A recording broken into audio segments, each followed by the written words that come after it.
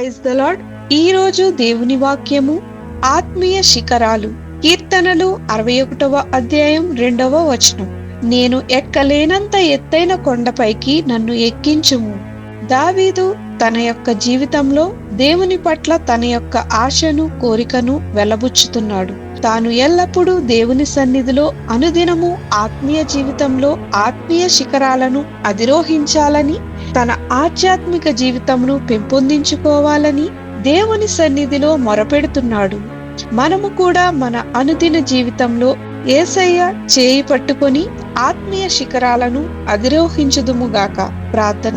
ప్రభువైన యేసు, నేను అనుదినము నీ చేయి పట్టుకుని ఆత్మీయ శిఖరములను ఎక్కుటకు నీ కృపను నాకు అనుగ్రహించుమని యేసు నామమున అడుగుచున్నాము తండ్రి. ఆమేన్.